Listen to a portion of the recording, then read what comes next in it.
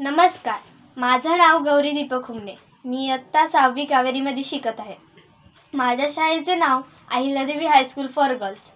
मी आज तुमच्याशी मी पण सावरकर या विषयावर माझे विचार व्यक्त करणार आहे. ने मजसी ने परत मातृभूमीला, सागरा प्राण तळमळला. तळमळला सागरा या अर्थ शब्दात जलधीश विनवणी करणारे विनायक दामोदर सावरकर यांचा जन्म 28 मे 1883 रोजी नाशिकजवळील भगुरा गावी झाला. त्यांना लहानपणापासूनच लिहायची, अभ्यासाची खूप ओढ होती. डॉक्टर बाबासाहेब आंबेडकर आणि स्वातंत्र्यवीर सावरकर हे दोघेही एकाच काळात होऊन गेलेले देशाचे अनमोल रत्ने आहेत. त्या काळात भारत ब्रिटिशांच्या जुलमी राजवटीखाली भरडला जात होता. आपले संपूर्ण आयुष्य भारतमातेच्या स्वातंत्र्याकरिता घालवणारे व्यक्तिमत्व म्हणजे स्वातंत्र्यवीर सावरकर आणि आपली पूर्ण याद दलितांच्या स्वातंत्र्याकरिता घालवणारे व्यक्तिमत्व म्हणजे डॉक्टर बाबासाहेब आंबेडकर. या दोघांचेही विचार अतिशय महान आणि प्रत्येक तरुणाकरिता आदर्श राहतील असेच आहे.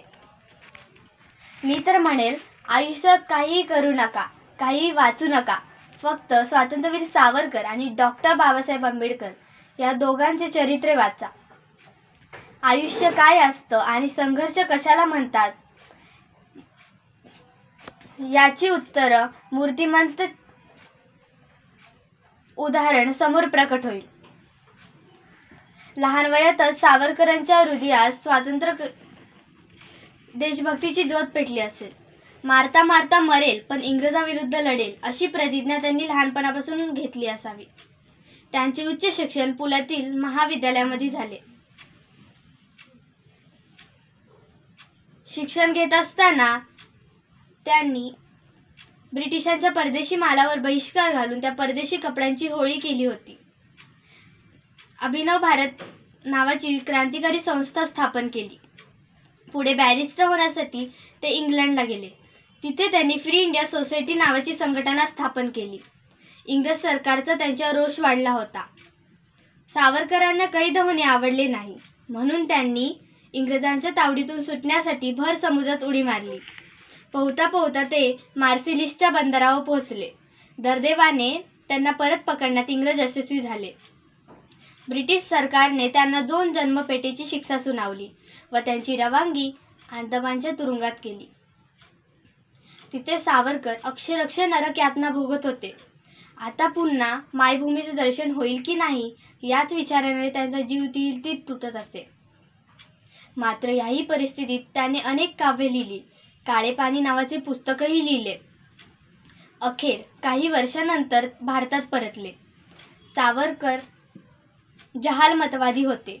त्यांनी आपल्या देशासाठी कार्य सुरूच ठेवले. तुरुंगात त्यांचा झालेला छळ आणि 26 फेब्रुवारी 1966 रोजी त्यांची प्राणज्योत माळवली. देशासाठी प्राणपण लावून ते अजरामर झाले. अशा या भारताच्या महान सुपुत्रास त्रिवार अभिवादन. असो, सावरकरांच्या बद्दल लिहावे तितके थोडेच आहे, पण या सर्व सुधारिक आणि विज्ञाननिष्ठ लिखाणातून एक गोष्ट दिसून आली.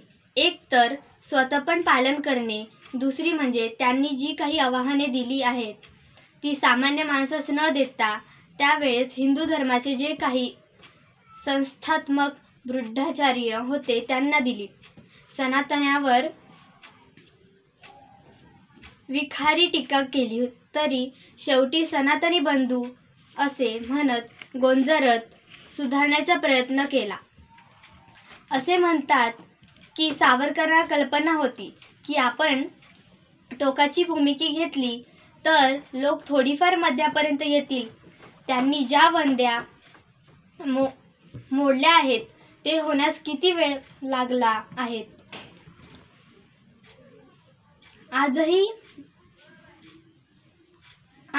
आजही काय अवस्था आहे हा एक मोठा चर्चेचा विषय आहे. तरी देखील हा प्रश्न पुरेसा सुटला नाही. सावरकरांसारखे पराखड आज भरपूर आहेत, तरी देखील अंधश्रद्धा आहेच, धर्मांध आहेच. मग हे वेगळ्या पद्धतीने सांगायला हवे का अजून काही का नाही सुधरेंगे म्हणत स्वतःपुरते बदलून बाकी जग गेले खड्ड्यात असे म्हणायचे. इतके बोलून मी माझे 2 शब्द संपत आहे. धन्यवाद.